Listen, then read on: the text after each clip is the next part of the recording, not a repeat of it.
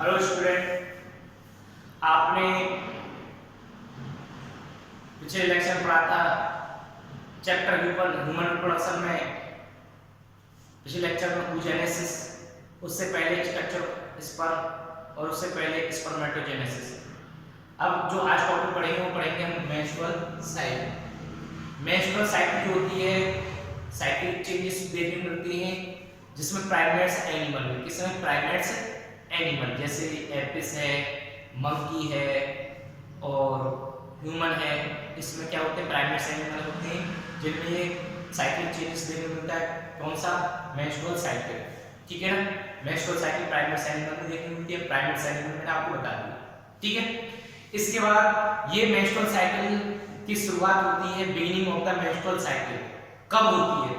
Beginning of menstrual cycle कब होता है? तो बिगिनिंग मतलब की शुरुआत जो होती है, स्टार्टिंग जो होती है किसकी? मेंस्ट्रुअल साइकिल की, वो होती है प्यूबर्टी एज में। किसमें? प्यूबर्टी टाइम पर। प्यूबर्टी इन फीमेल, याद रखना, प्यूबर्टी इन फीमेल जब होती है तब आपको उसमें क्या देखने को मिलती है? मेंस्ट्रुअल साइकिल देखने को मिलती है। वो प्यूबर्टी जो टाइम होता है, एज जो होती है वो 13 से 15 इयर्स के बीच होती है। 13 से 15 इयर्स के बीच में प्यूबर्टी टाइम होता है। उस प्यूबर्टी टाइम पर क्या होता है? मेंस्ट्रुअल साइकिल की बिगिनिंग होती है। और फर्स्ट मेंस्ट्रुअल साइकिल जो आती है प्यूबर्टी टाइम पर उसे मेनार्की बुलाया जाता है। क्या बुलाता है? मेनार्की। फर्स्ट बिगिनिंग मतलब पहली जो स्टार्ट हो रही है मेंस्ट्रुअल साइकिल, पहली मेंस्ट्रुअल साइकिल जो फीमेल में आ रही है कब? प्यूबर्टी के दौरान। पहली मेंस्ट्रुअल साइकिल उसे मेनार्की बोला जाता है। क्लियर हो गया? उसमें जब ये कंटिन्यूअस चलती रहेगी, हर एवरी मंथ आती रहेगी, जब प्रेगनेंसी नहीं होगी तब एवरी मंथ क्या होगी? मेंस्ट्रुअल साइकिल चलती रहेगी। एक टाइम आता है, एक एज आती है 50 इयर्स के लगभग। किसके लगभग? 50 इयर्स के लगभग। उस टाइम पर क्या होता है? ये मेंस्ट्रुअल साइकिल जो होता है, कौन? मेंस्ट्रुअल साइकिल, वो परमानेंटली क्या हो जाती है? स्टॉप हो जाती है 50 इयर्स में। इन फीमेल 50 इयर्स में क्या होता है? ये परमानेंटली क्या हो जाती है? स्टॉप हो जाती है। कौन? Menstrual cycle. क्योंकि ये 50 इयर्स के लगभग जो होता है ओवरी का साइज छोटा हो जाता है। ओवरी का साइज छोटा होता है तो ओवुलेशन नहीं हो पाता, ओवरी बोल सकते फॉलिकल डेवलपमेंट नहीं हो पाता। फॉलिकल डेवलपमेंट नहीं होता तो एस्ट्रोजन ये हार्मोन्स नहीं सीक्रेट होते, जिसकी वजह से मेंस्ट्रुअल साइकिल परमानेंटली स्टॉप हो जाती है फीमेल में। क्योंकि ओवरी का साइज छोटा जाता है, फॉलिकल डेवलपमेंट नहीं होगा, फॉलिकल डेवलप के बाद एस्ट्रोजन सीक्रेट नहीं होगा, एस्ट्रोजन नहीं होगा तो क्या होगा? एंडोमेट्रियम थिकनिंग नहीं होगी, नहीं प्रोजेस्टेरोन सीक्रेट होगा। ये सारे प्रोसेस है वो सारे बंद हो जाते हैं, ठीक है। अब ये मेंस्ट्रुअल साइकिल जो होती है ये 4 फेज में कंप्लीट होती है। कितने फेज में? 4 फेज में। एक menstruation phase, second follicular phase, third है ओवुलेटरी फेज और फोर्थ है ल्यूटियर फेज। मेंस्ट्रुएशन फेज जो होता है याद रखना है 1 से 5 डेज या 3 to 5 डेज। 5 डेज में क्या होता है? मेंस्ट्रुएशन फेज हो जाता है। सेकंड में फॉलिकुलर फेज होता है। फॉलिकुलर फेज में क्या होता है? ये 7 से लेके 13 डेज तक होता है, ठीक है। फॉलिकुलर फेज में बोला गया क्योंकि इसमें फॉलिकल डेवलपमेंट होता है। Secondary follicle, tertiary follicle, Graafian follicle ovary में जब फॉलिकल डेवलपमेंट देखा जाता है ओवरी में, इसलिए इस टाइम पर देखा जाता है 7 to 13 डेज के बीच में, इसलिए इसे फॉलिकुलर फेज भी कह देते हैं। कितने से कितने? 7 to 13 डेज लगभग। क्लियर? 7 से लेके 13 डेज के लगभग फॉलिकुलर फेज। इसी दौरान इसको हम प्रोलिफेरेटिव फेज भी बोल देते हैं। क्यों? क्योंकि जब फॉलिकल डेवलपमेंट होता है तो उसी टाइम पर क्या हो जाता है? एंडोमेट्रियम जो होती है उसकी भी थिकनिंग होती है। एंडोमेट्रियम मतलब यूटेरस की वॉल, यूटेरस की जो वॉल होती है एंडोमेट्रियम, उस पर उसमें थिकनिंग देखी जाती है इसी फेज के दौरान। कौन से?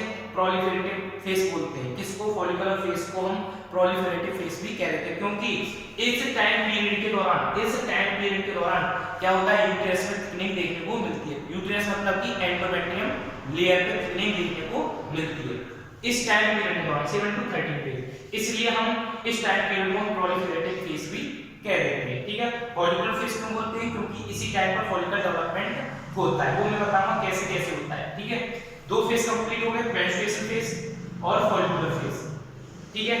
थर्ड है ओवुलेटरी फेज। ओवुलेटिव फेज जानते हो, ये 14वें दिन होता है। 14वें मतलब 14 डे, मतलब कि 14वां दिन, 14th डे, मतलब 14वें दिन जो होता है ये ओवुलेटिव फेज होता है, क्योंकि इस टाइम पर क्या होता है, ओवुलेशन होता है। कहां पर होता है, ओवरी में। ओवरी में जब ओवुलेशन होता है तो कैसे होता है, ग्राफियन फॉलिकल से सेकेंडरी oocyte रिलीज होता है, ठीक है ना। ओवुलेटिव फेज होगा 14 दिन। उसके बाद वाला जो 15 से लेकर 28 डेज, 15 से लेके 28 डेज तक जो होता है, बीच का जो समय होता है, टाइम पीरियड, इसको बोलते हैं ल्यूटियल फेज। ल्यूटियल फेज क्यों बोलाता है, क्योंकि इस टाइम पर कॉर्पस ल्यूटियम डेवलपमेंट होता है। क्लियर है। इसके बाद ये जो होता है, इसे हम इस टाइम पीरियड को सेक्रेटरी फेज बोल देते हैं। क्यों, क्योंकि इस टाइम पर जब कॉर्पस ल्यूटियम जो डेवलप होता है, उस टाइम पर कॉर्पस ल्यूटियम से एक हार्मोन सीक्रेट होता है, प्रोजेस्टेरोन, और उस प्रोजेस्टेरोन हार्मोन्स की वजह से सेक्रेटरी फेज भी कहा जाता है 28 पीरियड तक, ठीक है ना। प्रोलिफेरेटिव फेज क्यों बोलाता है, क्योंकि इस टाइम पीरियड में क्या होता है, एंडोमेट्रियम लेयर की थिकनिंग होती है। ये मैंने आपको 4 फेज बता दिए, menstrual phase, menstruation phase, follicular या प्रोलिफेरेटिव फेज, ओवुलेटिव फेज, और उसके बाद ल्यूटियल या सेक्रेटरी फेज। इसमें जब ये फेज होते हैं, इन फेज में कुछ इवेंट देखने को मिलते हैं, कुछ चेंजेस देखने को मिलते हैं, कुछ लेवल देखने को मिलते हैं, हार्मोन्स लेवल। इवेंट क्या है, 2 जगह देखने को मिलेंगी घटना, एक यूट्रस में घटनाएं देखने को मिलेंगी, एक ओवरी में। एक ओवरी में इवेंट देखने को मिलेंगे, एक यूट्रस में, ठीक है ना। यूट्रस में जो इवेंट होते हैं उसे यूट्रिन इवेंट कहा जाता है, और जो ओवरी इवेंट होते हैं ना, इनके इन फेसेस में, इन 4 फेस में जो इवेंट होते हैं उन्हें ओवेरियन इवेंट, अगर ओवरी में हो रहे हैं तो, यूट्रस में हो रहे हैं तो यूट्रिन इवेंट। इस दौरान जो इवेंट होती है वो डिपेंड करती है हार्मोन्स पे। किस पर डिपेंड करते हैं, हार्मोन्स पर डिपेंड करते हैं। क्लियर है। सबसे पहले बात करते हैं मेंस्ट्रुएशन की। मेंस्ट्रुएशन में क्या क्या चीज देखने को मिलती है। मेंस्ट्रुएशन जो फेज होता है ना, उस टाइम पर आपको क्या देखने को मिलेगा, ब्लीडिंग देखने को मिलेगी। ब्लीडिंग क्यों होगी, क्योंकि उस टाइम पर प्रोजेस्टेरोन और एस्ट्रोजन जो हार्मोन्स होते हैं उनका लेवल लो हो जाएगा, और उनका लेवल जब लो हो जाएगा ना, तो ये जो लेयर होती है कौन सी, एंडोमेट्रियम ऑफ द यूटेरस, ये सेडिंग होने लगेगी, टूटने लगेगी, गिरने लगेगी। किसकी कमी के कारण, एस्ट्रोजन और प्रोजेस्टेरोन हार्मोन्स की कमी के कारण ये लेवल, मतलब ये जो होती है सेडिंग होने लगेगी, एंडोमेट्रियम लेयर, ठीक है। यूटेरस की जो एंडोमेट्रियम लेयर है वो सेडिंग होने लगेगी, हाइड्रेशन सेडिंग होती रहेगी, टूटती रहेगी। जब वो सेडिंग होगी तो उस टाइम पर क्या होगी, ब्लीडिंग देखने को मिलेगी, और ब्लीडिंग क्या होगा, ब्लड होगा और म्यूकस होगा, और क्या होगा, अनफर्टिलाइज्ड सेकेंडरी oocyte होगा, अनफर्टिलाइज्ड सेकेंडरी oocyte होगा। क्लियर है। जब ये किसकी वजह से होता है, मैंने पहले बता दिया, ये मेंस्ट्रुएशन फेज कंप्लीट हो गया आपका। ये क्या है, मेंस्ट्रुएशन फेज। क्या देखने को मिलेगा, shedding of the endometrium of uterus, bleeding देखने को मिलती है, कहां से, वेजाइना से निकलती ब्लीडिंग। उसमें क्या कंटेंट होता है, उसमें ब्लड वेसल्स होती हैं जो यूटेरस से आती है, ब्लड होता है, म्यूकस होता है, अनफर्टिलाइज्ड ओवम होता है, जो कहां से, फैलोपियन ट्यूब से होते हुए आता है। क्लियर है, जो उसका फर्टिलाइजेशन नहीं होता। अगर फर्टिलाइजेशन होता तो प्रोजेस्टेरोन का लेवल जो होता अधिक होता, जिसकी वजह से सेडिंग नहीं देखने को मिलती।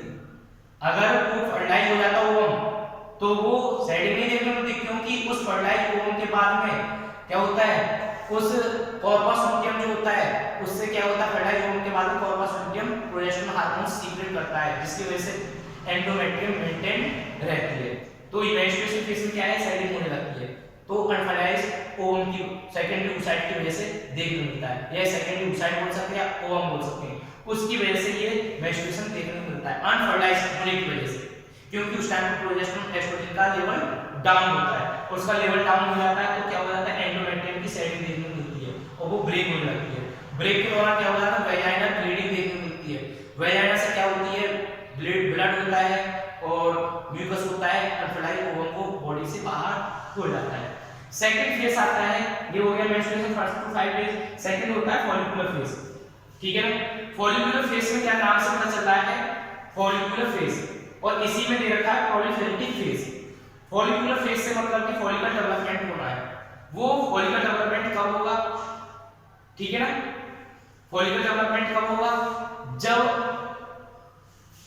पिट्यूटरी ग्लैंड एफएसएस सीक्रेट करेगी ना, लेवल बढ़ता हुआ जाएगा, ऊपर की तरफ बढ़ रहा है, एफएसएस का जो लेवल है वो बढ़ रहा है, ऊपर की तरफ बढ़ता हुआ जा रहा है। जब एफएसएस का लेवल बढ़ेगा फॉलिकुलर फेज में। जब एफएसएस का लेवल बढ़ेगा तो क्या देखने को मिलेगा हमें, फॉलिकल डेवलपमेंट देखने को मिलेगा। किसमें, ओवरी में देखने को मिल रहा है ना, ओवरी में डेवलपमेंट। एफएसएस का लेवल बढ़ रहा है, उसकी वजह से, लेवल की वजह से क्या हो रहा है, फॉलिकल डेवलपमेंट देखने को मिल रहा है। Secondary follicle, tertiary follicle, Graafian follicle हो रहा है ना, फॉलिकुलर डेवलपमेंट, फॉलिकुलर फेज देखने को मिल रहा है ना आपको। इसके बाद ये एफएसएस होता क्यों सीक्रेट फॉलिकुलर फेज में, क्योंकि जब एस्ट्रोजन का लेवल जब डाउन हो जाता है ना मेंस्ट्रुएशन फेज में, तब मैसेज आता है पिट्यूटरी ग्लैंड के पास। पिट्यूटरी ग्लैंड के पास एस्ट्रोजन का मैसेज आता है कि लेवल डाउन हो गया, लेवल डाउन हो गया तो मतलब कि एफएसएस सीक्रेट होना है, और एफएसएस सब सीक्रेट होता है, फॉलिकुलर डेवलपमेंट देखा जाता है। Secondary follicle, tertiary follicle, Graafian follicle. इसलिए इसे क्या बोलते हैं, क्या बोलते हैं इसको, फॉलिकुलर फेज। जब फॉलिकुलर फेज आता है तो इस फॉलिकल जो सेल होती है, ये फॉलिकल जो लेयर होती है, उससे हार्मोन सीक्रेट होता है। जैसे जैसे फॉलिकल डेवलपमेंट होता है वैसे वैसे हार्मोन इंक्रीज होता है। वो हार्मोन है एस्ट्रोजन, देख रखा है ना, एस्ट्रोजन का लेवल जो हो रहा है बढ़ रहा है। जैसे जैसे फॉलिकल डेवलपमेंट होता है वैसे वैसे क्या होता है, एस्ट्रोजन हार्मोन का क्या होता है, लेवल जो होता है वो बढ़ने लगता है। जब एस्ट्रोजन का लेवल बढ़ने लगेगा तो इसमें क्या होती है, एंडोमेट्रियम में क्या देखने को मिलेगी, थिकनिंग देखने को मिलेगी। जब एस्ट्रोजन का लेवल बढ़ेगा फॉलिकुलर सेल से तो क्या देखने को मिलेगी, एंडोमेट्रियम जो होती है यूट्रस वॉल में क्या होगी, थिकनिंग देखने को मिलेगी। इस थिकनिंग जो होती है उसको हम बोलते हैं proliferative phase. Thickening of uterus जो होती है ना, endometrium of uterus, thickening of endometrium of uterus जो होती है उसमें जब क्या देखने को मिलेगी, थिकनिंग देखने को मिलती है, उसे बोला जाता है प्रोलिफेरेटिव फेज। ठीक है ना, प्रोलिफेरेटिव फेज समझ में आ गया, thickening of the endometrium of uterus. इसके बाद ये कब होता है, एस्ट्रोजन का लेवल बढ़ता है, ये तब देखा जाता है प्रोलिफेरेटिव। फॉलिकुलर फेज कब देखा जाता है, फॉलिकुलर डेवलपमेंट जब एफएसएस सीक्रेट होता है। ठीक है ना, एफएसएस सीक्रेट हुआ, एफएसएस ने क्या किया, फॉलिकुलर डेवलपमेंट किया ओवरी में, ओवरी डेवलपमेंट हो गया। सेकेंडरी, टर्शरी, ग्राफियल फॉलिकल बन गया ना, प्राइमरी फॉलिकल तो बने हुए होते हैं उसमें, सेकेंडरी, टर्शरी और ग्राफियल फॉलिकल बन गया। जब ये फॉलिकल बना तो एस्ट्रोजन जो हार्मोन्स है वो क्या हुआ, वो डेवलप होने लगा, इंक्रीज लेवल हो गया उसका। अब उसका इंक्रीज लेवल हुआ तो उसकी वजह से क्या हुआ, इंक्रीज लेवल की वजह से ये हमें एस्ट्रोजन का लेवल इंक्रीज हो गया, और इंक्रीज एस्ट्रोजन का हुआ तो क्या हुआ, प्रोलिफेरेटिव देखने को मिल गया, मतलब कि एंडोमेट्रियम थिकनिंग देखने को मिल गई। अब जैसे 14 डेज आता है, 14 डेज में क्या होता है, एक एलएच हार्मोन सीक्रेट होता है। कौन सा, एलएच हार्मोन। पिट्यूटरी ग्लैंड से एलएच हार्मोन मतलब यूटिलाइजिंग हार्मोन सीक्रेट होता है हाई पीक पे 14 डेज के लगभग। ठीक है, और जब ये एलएच सीक्रेट होता है ना तो ये मस्कुलर कंट्रैक्शन देखने की वजह से क्या होता है, ग्राफियल फॉलिकल रप्चर हो जाता है। ओवरी में क्या हो जाता है, ग्राफियल फॉलिकल रप्चर हो जाता है। मैच्योर फॉलिकल, ये ग्राफियल फॉलिकल जो होता है वो रप्चर हो जाता है। किसकी वजह से, एलएच होता है, हाई पीक होता है, उसे हम एलएच सर्जरी बोलते हैं। जब हाई लेवल पे क्या होता है, एलएच हार्मोन जो होता है उसे हम एलएच सर्जरी बोलते हैं, जिसकी वजह से क्या देखा जाता है, क्या देखने को मिलता है हमें देखने को मिलता है ओवुलेशन। क्या देखने को मिलता है, ओवुलेशन। कैसे होता है, क्योंकि उस टाइम पर ओवुलेशन टाइम पर क्या होता है, ग्राफियल फॉलिकल रप्चर हो जाता है, और ग्राफियल फॉलिकल के रप्चर होने के बाद में क्या होता है, ये सेकेंडरी oocyte होता है, क्या हो जाता है, रिलीज हो जाता है। जब ये 14वें दिन में होता है ये कहलाता है ओवुलेटरी फेज। ओवुलेटरी फेज क्योंकि इस 14वें दिन पे क्या होता है, ओवुलेशन होता है। क्लियर है, 14वें दिन पे, और 14वें दिन से पहले 7 और 13 फॉलिकुलर फेज। क्लियर है, 14वें दिन ओवुलेटरी फेज क्यों, क्योंकि इस टाइम पर ओवुलेशन हो रहा है। ओवुलेशन क्या हो रहा है, ग्राफियल फॉलिकल से सेकेंडरी oocyte सीक्रेट रिलीज हो रहा है, इसे हम क्या बोलते हैं, ओवुलेटरी फेज कहते हैं। क्यों हो रहा है, क्योंकि इस टाइम पर क्या होता है, एलएच जो 14वें दिन जो होता है, एलएच हार्मोन जो होता है वो हाई पीक पे होता है, और एलएच जो हाई पीक पे होता है उसकी वजह से ओवेरियन मसल्स कंट्रैक्शन देखने को मिलता है, जिसकी वजह से रप्चर हो जाता है ग्राफियल फॉलिकल, और उसकी वजह से ओवुलेशन देखने को मिलता है। क्लियर हो गया, तीसरा ओवुलेटरी फेज। चौथा आता है ल्यूटियल फेज। ल्यूटियल फेज जो होता है ना, याद रखना, ये कब देखने को मिलता है, ये देखने को मिलेगा जब ग्राफियल फॉलिकल रप्चर हुआ 14 दिन, उसके बाद सेकेंड oocyte रिलीज हो गया। अब जो ग्राफियन फॉलिकल है ना उसमें क्या बच रहा है, उसमें बचेगा अब remaining Graafian follicle. Second oocyte अंदर से रिलीज हो गया, अब ये बाहर वाला जो फॉलिकल पार्ट रह गया, बाहर वाला दे रखा है ना, ये 14 दिन के बाद वो ओवरी में रह जाता है और ओवरी से सेकेंड oocyte रिलीज हो जाता है। ये जो रिमेनिंग पार्ट है, रिमेनिंग फॉलिकल जो होता है ग्राफियन फॉलिकल का, वो ओवरी में रह जाता है और वो डेवलप करके क्या बन जाता है, कॉर्पस लूटियम। क्या बन जाता है, कॉर्पस लूटियम। ठीक है ना, ये डेवलप होकर क्या बन गया, corpus luteum, remaining part of follicle. ठीक है ना, ग्राफियन फॉलिकल जो होता है उसका जो फॉलिकल है उसका रिमेनिंग पार्ट जो होता है वो डेवलप करके क्या बन गया, वो बन गया कॉर्पस लूटियम। ये कॉर्पस लूटियम बन गया और कॉर्पस लूटियम जो होता है एक हार्मोन सीक्रेट करता है। ठीक है ना, इसलिए पता चल गया ना आपको कि कॉर्पस लूटियम डेवलप हुआ है, इसलिए इसे लूटियल फेज बोला जाता है। जब क्या होता है, ग्राफियन फॉलिकल का जो फॉलिकल पार्ट जो होता है उससे कॉर्पस लूटियम डेवलप हो जाता है, इसलिए इसे लूटियल फेज बोला जाता है। ठीक है ना, अब इस कॉर्पस लूटियम में क्या हो जाता है, ये जो होता है एक हार्मोन सीक्रेट करने लगता है। कौन सा, प्रोजेस्टेरोन। कौन सा हार्मोन सीक्रेट करने लगता है, प्रोजेस्टेरोन।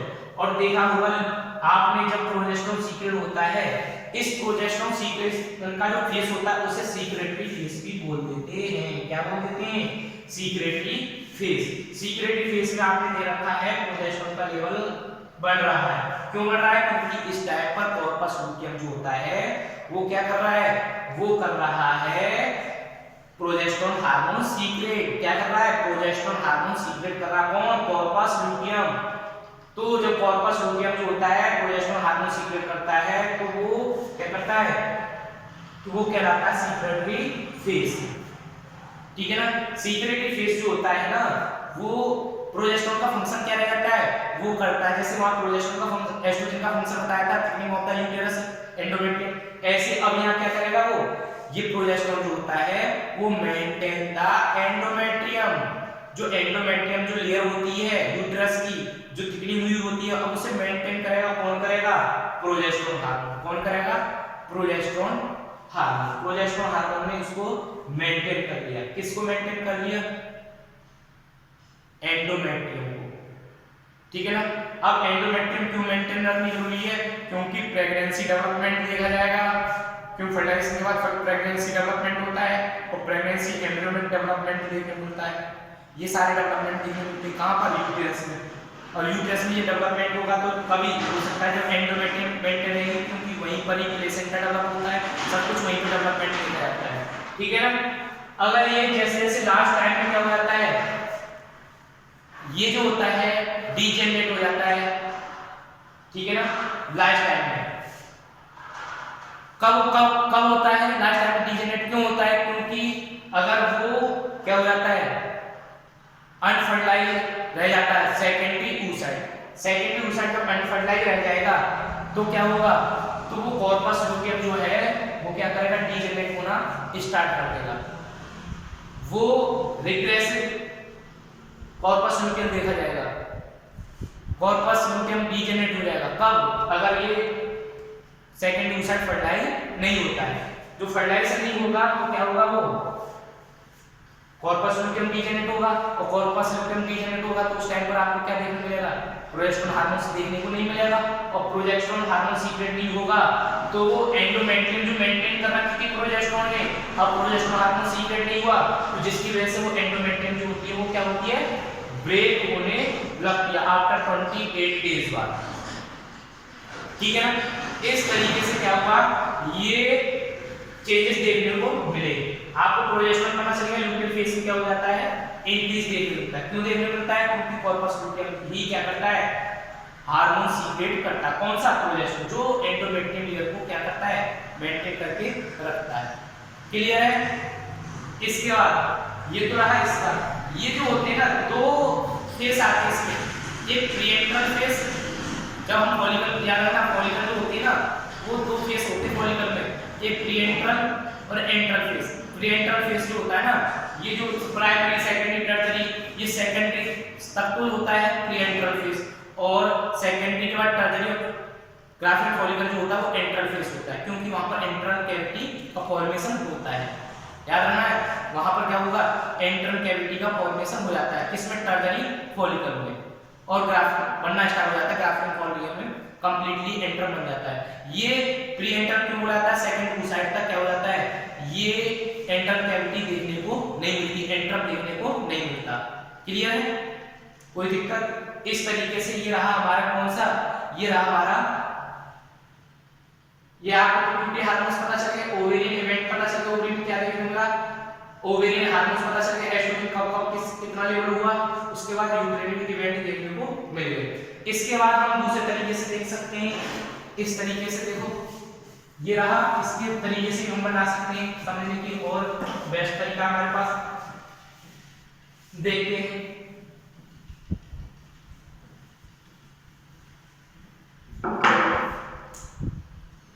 ये हमारी 28 डेज की साइकिल,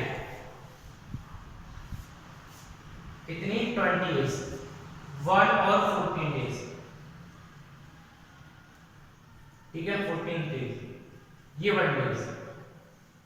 इसमें आपको देखने को मिलेगा ये होता है menstruation.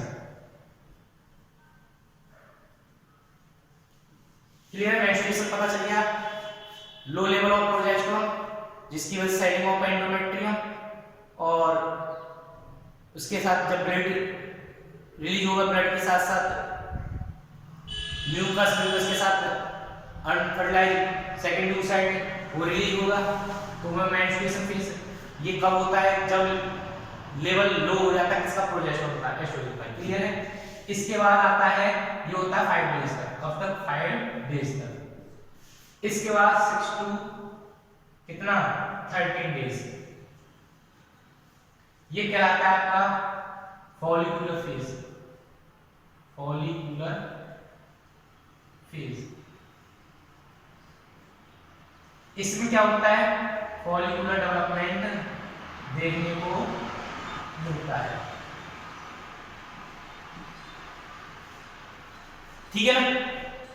Secondary terminal grafting follicle इस तरीके से डेवलप होने लगता है, ठीक है। इसलिए इसे फॉलिकुलर फेज हो जाता है। इसको हम क्या बोलते हैं, प्रोलिफेरेटिव भी बोलते हैं, प्रोलिफेरेटिव फेज, ठीक है ना। प्रोलिफेरेटिव फेज क्यों बोलते हैं, क्योंकि ये जो होता है ना फॉलिकल, ये हार्मोन सीक्रेट करता है, कौन सा, एस्ट्रोजन, कौन सा, एस्ट्रोजन।